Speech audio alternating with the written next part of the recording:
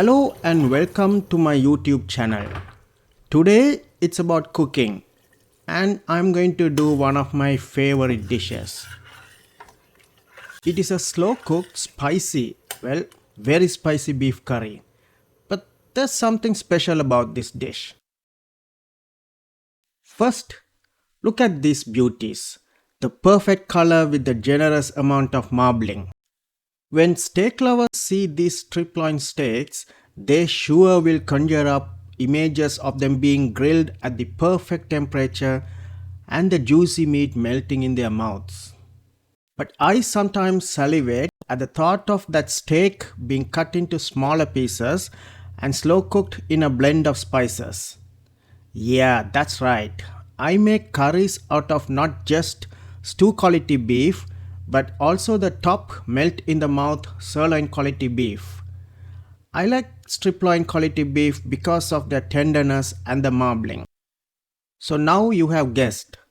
I'm going to cook these three steak pieces as a curry.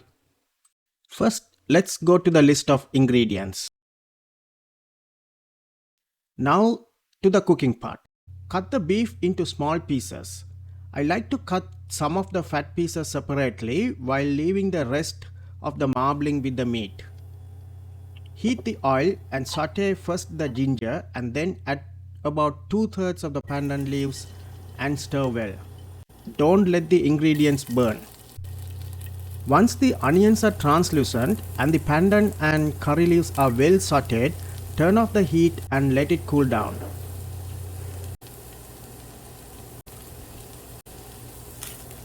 When the mixture has cooled down just to a moderate warmth, turn the flame back on at low flame and add the curry and the chili powders and stir well. It is important to ensure that the mixture doesn't get burnt. It should be just mildly hot. Just a note about the curry and the chili powders. For this dish, I made my own powders. For the curry mix, I slow roasted dried chilies, black peppercorns, cumin, fennel, cardamom and cinnamon, and once it all cooled down, I ground it. For the chili powder, I just slow roasted dried chilies and once it cooled down, I ground it. I will do a separate video on making the curry powder later.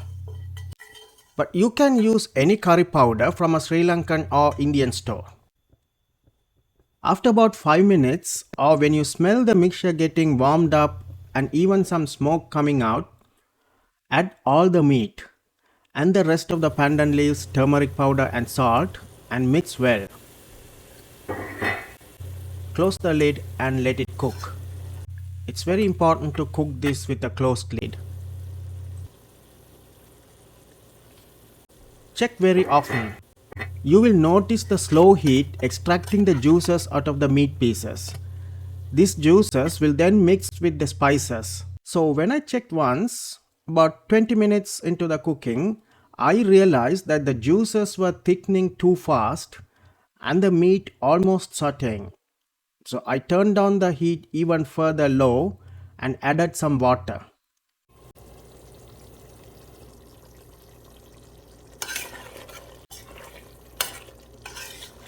About 30 minutes into the slow cooking, you will see the meat turning darker and the marbling now almost yellowish brown. Add more water.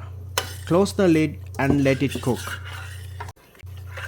If you want more curry, add the rest of the water a little later. And you can also add coconut milk.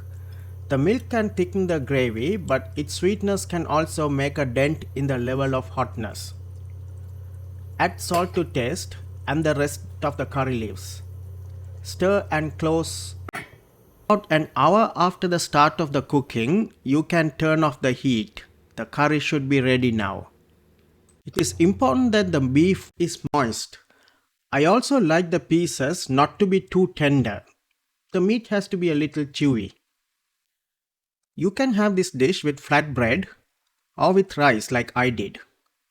Here I cooked a mixture of parboiled and brown parboiled rice. Parboiled rice tends to have a harder texture than basmati rice. Bon appetit!